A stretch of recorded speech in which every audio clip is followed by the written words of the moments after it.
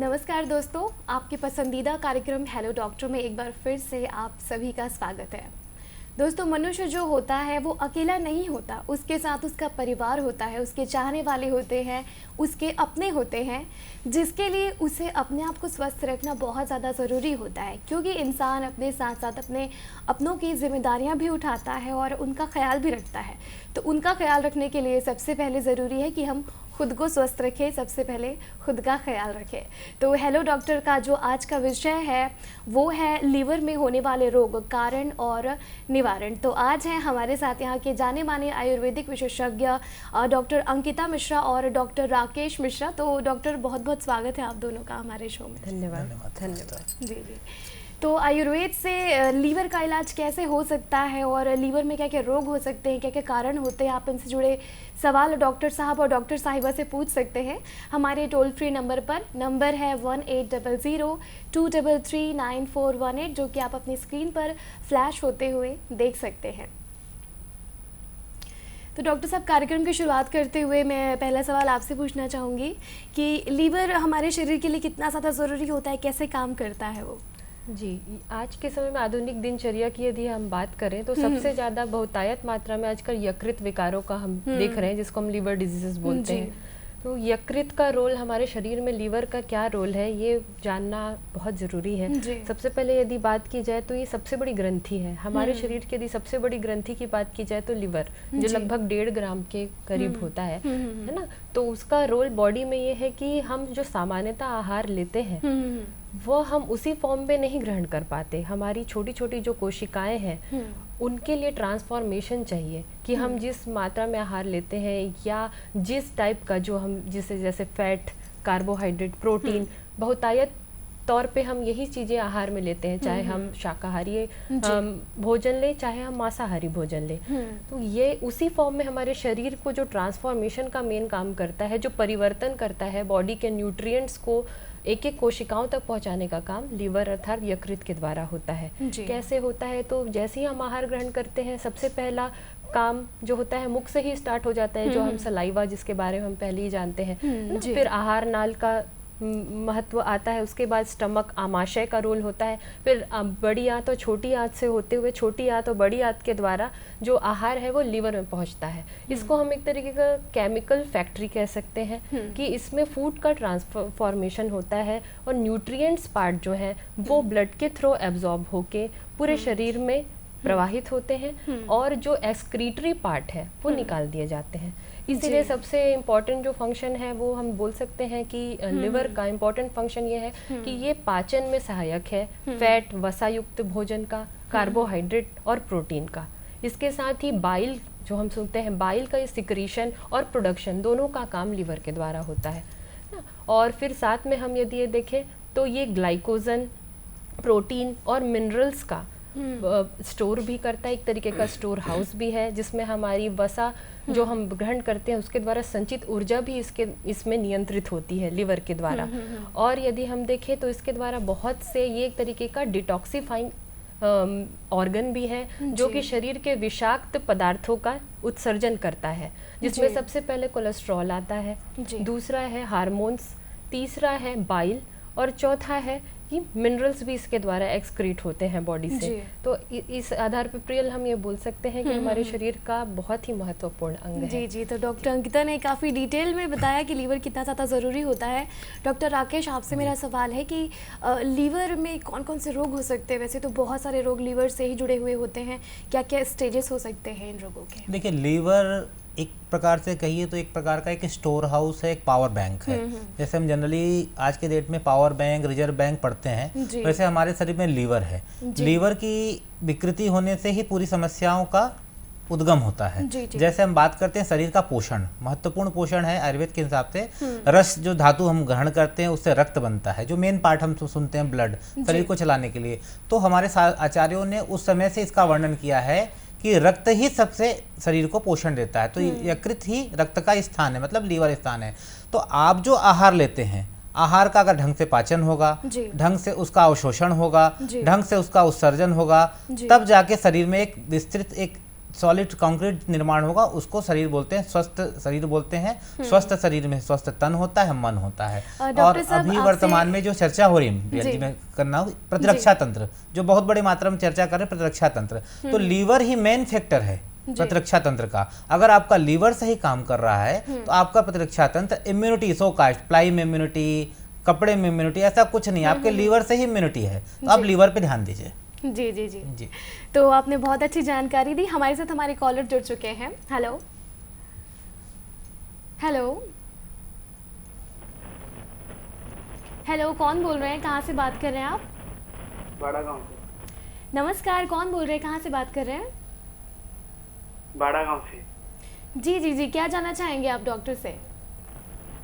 Hello जी जी, आप अपना सवाल पूछिए डॉक्टर से। पेट के नीचे दर्द हो रहा है। पेट के नीचे दर्द हो रहा है। पेट के नीचे दर्द की समस्या है। आपको जो पेट के नीचे दर्द है वो नीचे तरफ है कि ऊपर तरफ है? नीचे तरफ। नीचे तरफ है। तो नीचे तरफ है मतलब आपको कई दिनों से कब्जियत है, पेट साफ नहीं हो रहा है आपका? जी।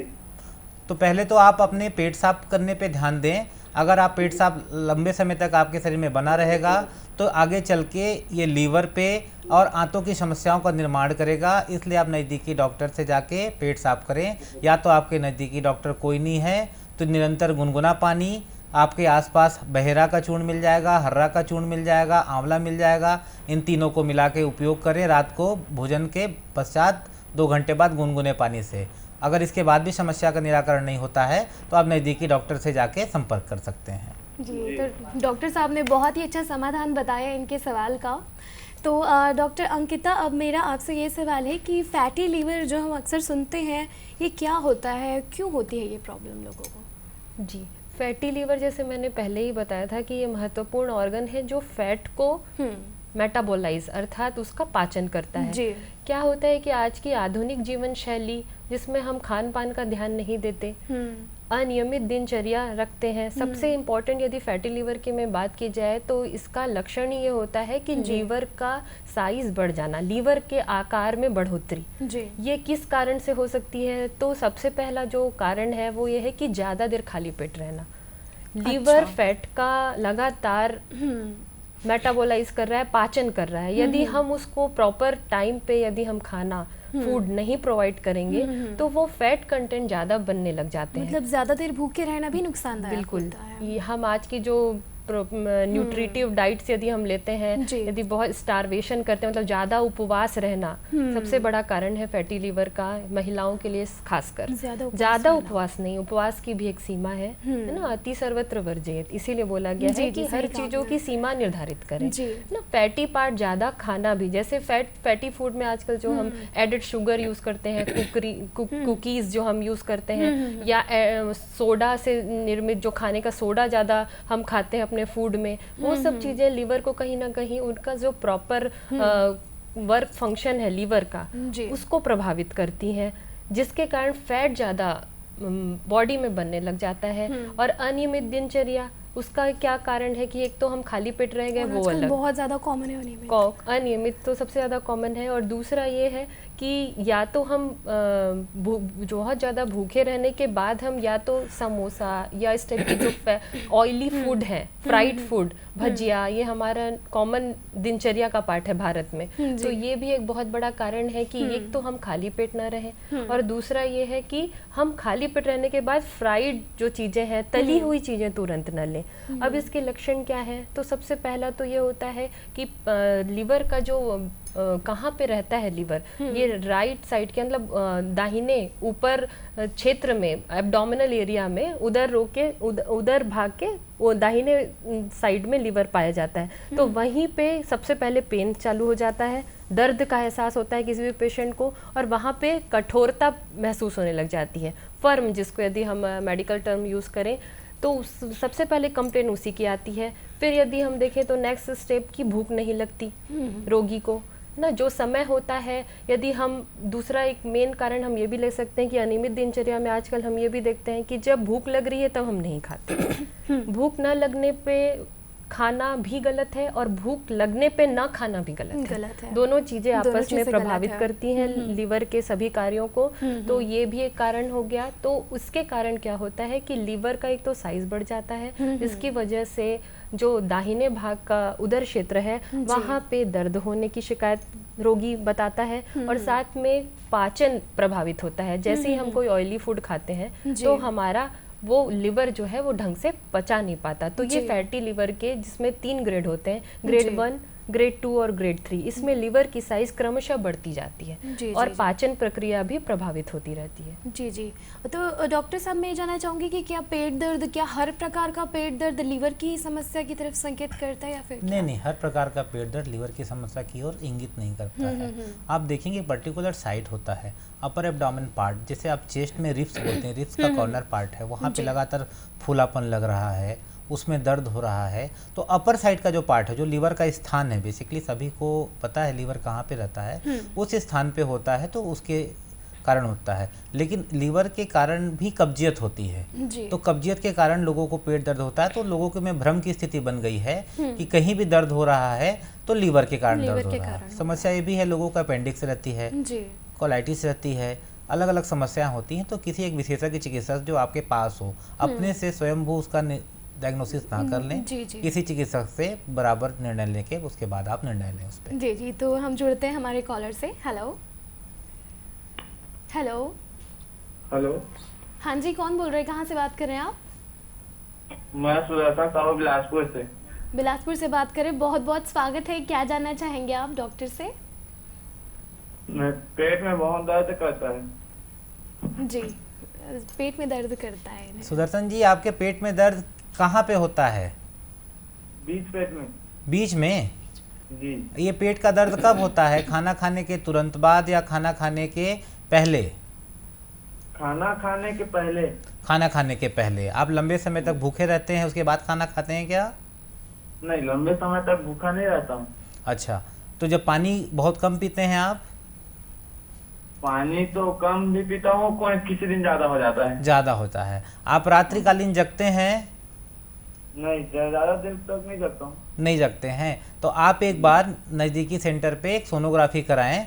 सोनोग्राफी में आपको सही निर्णय पता लग जाएगा कि वो परिणाम शूल है या अन्न द्रव शूल है। मतलब आपको पहले फ्लैचुलेंस की कंडीशन होती है, हाइपर एसिडिटी जो आपका बीच का सेंटर बता रहे हैं, आपके शरीर में अम्लता ज़्यादा है उसके कारण बन रही है। अगर उस पर फैटी लीवर होगा या लीवर का साइज बढ़ा होगा तो वो निर्णय हो जाएगा। उसके बाद आप अपनी चिकित्सा किसी चिकित्सक से मिलकर, जो नज़दीकी चिकित्सक है, करें। अभी बिना सलाह के, बिना डायग्नोसिस के आप किसी प्रकार की दवाई का सेवन ना करें। सुदर्शन जी। जी। तो डॉक्टर राकेश ने बहुत ही अच्छा समाधान बताया इनकी समस्या का। डॉक्टर अंकिता जी, आपसे मेरा फिर से एक सवाल है, सिरोसिस क्या होता है, क्यों होता है ये? जी, सिरोसिस यकृत रोग जिसको हम लिवर डिजीज बोलते हैं, उसका सबसे लास्ट स्टेज है। कैंसर के पहले की स्टेज सिरोसिस कहलाती है। जी। और इसके यदि लक्षणों के बारे में बोला जाए, सिरोसिस होता क्या है, तो सबसे पहला है कि लिवर की जो सेल्स होती हैं वो फर्म अर्थात स्कैरिंग होने लग जाती, टफ होने लग जाती, इलास्टिसिटी उनकी जो है, मतलब जो उनका लचीलापन है सेल्स का, जिसके कारण लिवर सेल्स वर्क करती हैं, उसमें रीजनरेशन की भी प्रॉपर्टी होती है। लिवर ही एक ऐसा अंग है शरीर का जिसके में रीजनरेशन अर्थात तुरंत विकसित होने की क्षमता भी लिवर में प्रकृति द्वारा प्रदत्त की गई है। उसका कारण ये है क्योंकि ये सबसे महत्वपूर्ण अंग है हमारे शरीर का।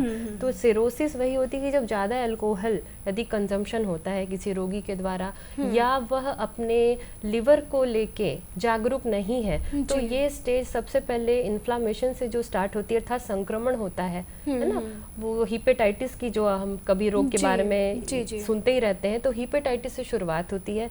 देन वह क्रमशः बढ़ते बढ़ते सिरोसिस में कन्वर्ट हो जाती है। तो सिरोसिस रोग बहुत भयंकर रोग भी है, और यदि इसका निदान या समस्या का निवारण तुरंत कर लिया गया तो भी लिवर को ठीक किया जा सकता है। सिरोसिस का सबसे पहला लक्षण होता है कि व्यक्ति को भूख नहीं लगती है, उसको लगातार शरीर में फूलापन बना रहता है। उसका जो स्टूल, देखिए लिवर जो है बाइल का भी सिक्रीशन करता है, जैसे मैंने पहले ही बताया था।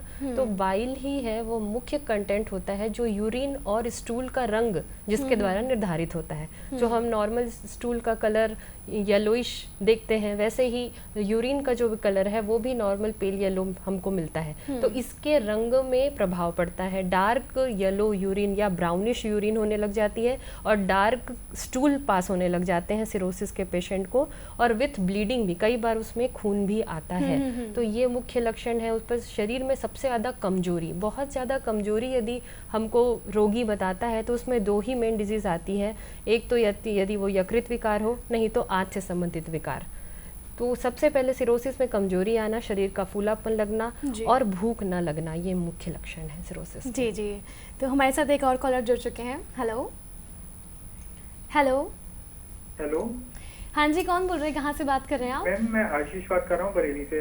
बरेली से आशीष जी, बहुत बहुत स्वागत है। क्या जानना चाहेंगे आप? मेरे से पेट में दर्द रहता है और अभी अल्सर का हुआ है डायग्नोज, यूटेरिक अल्सर का। जी।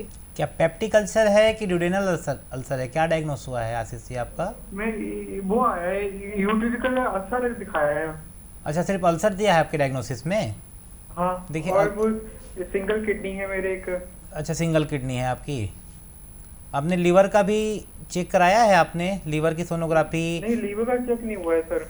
आप मेरा वजन नहीं बढ़ना, काफी वीक फील करता हूँ और काफी वजन कम हो गया मेरा। हाँ, वजन लगातार कम हो रहा है आपका ना? हाँ, लगातार कम हो गया तो है। आपको मुझे जो लग रहा है इतनी दूर से, आपकी जो सिम्टम बता रहे हैं, एक बार आप एक लीवर फंक्शन टेस्ट होता है, उस पर आपके लीवर फंक्शन टेस्ट, एक सोनोग्राफी आप प्रारंभिक स्थिति पे करा लें, क्योंकि मुझे लगता है कि थोड़ी मात्रा में आपको लीवर में इन्फ्लेमेशन है या फाइब्रोसिस की कंडीशन है, तो जिसके कारण आपका डाइजेशन इम्प्रॉपर हो रहा है और शरीर में एसिड ज़्यादा बन रहा है, जो आपके यूरिक एसिड भी काफी बढ़ा रहता है। हाँ, दूध पीने से यूरिक एसिड बढ़ जाता है। जी, करीब जी। 9 और 8 के करीब रहता है। ठीक ठीक, क्योंकि लीवर बेसिकली आपके शरीर में जो मेटाबॉलिक सिस्टम होता है, जो खाना के चयापचय भोजन की व्यवस्था को निर्धारित करता है, वो आपका लीवर के कारण डिस्टर्ब हो रहा है, लीवर के फंक्शन के कारण।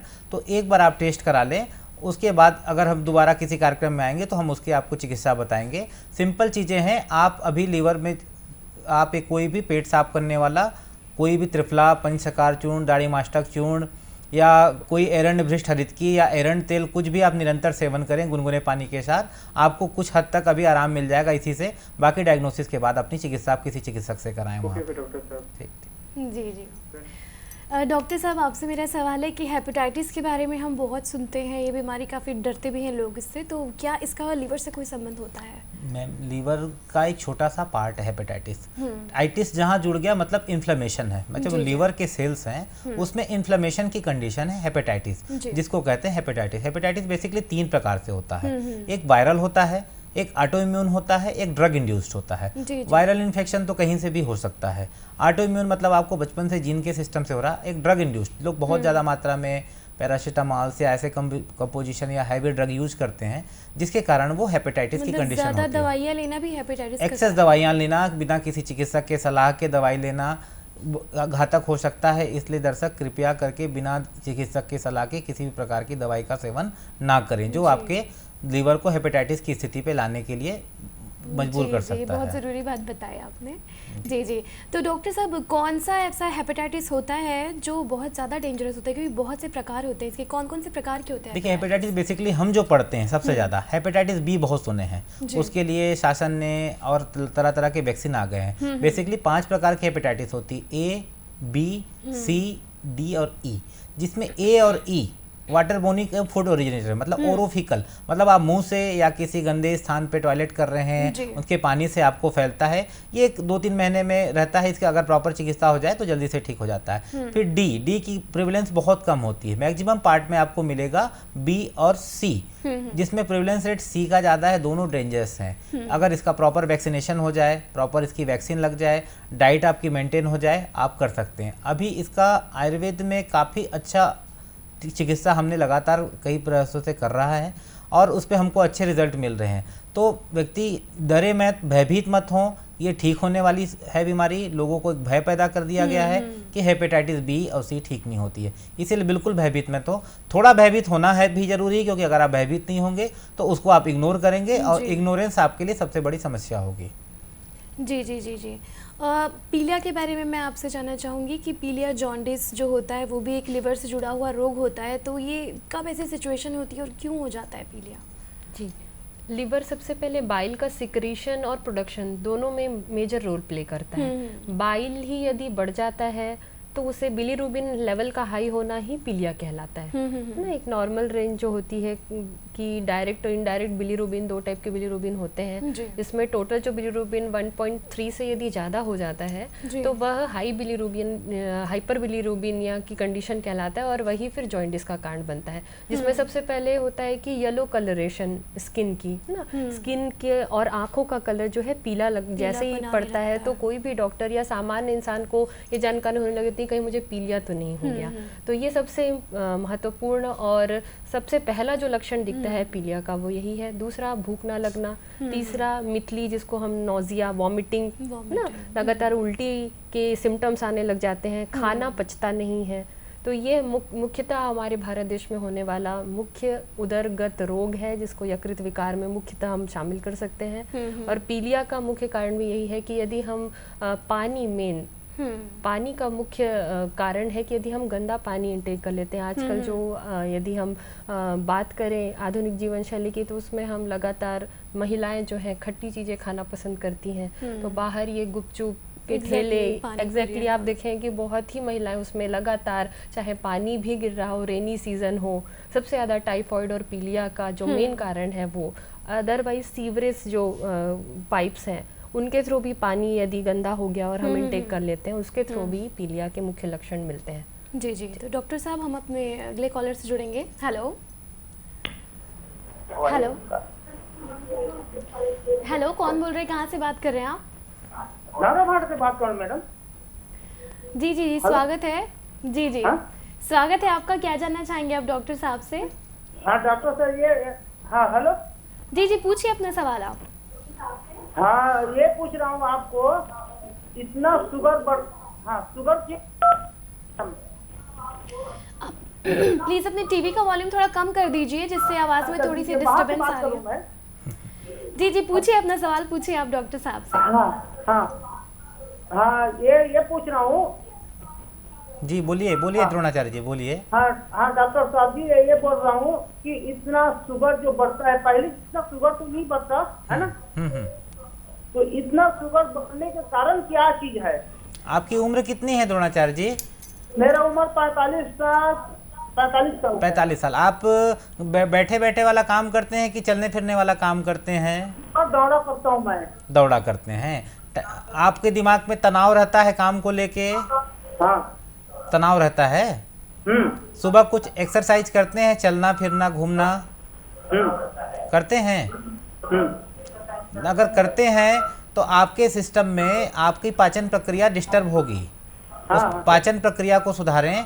पाचन प्रक्रिया ही एक्सेस, आपका लीवर सही काम नहीं कर रहा है तो ज़्यादा ट्राइग्लिसराइड बना रहा होगा या कोलेस्ट्रॉल बना रहा होगा, जिसके कारण आपको समस्या हो रही शुगर बढ़ने की।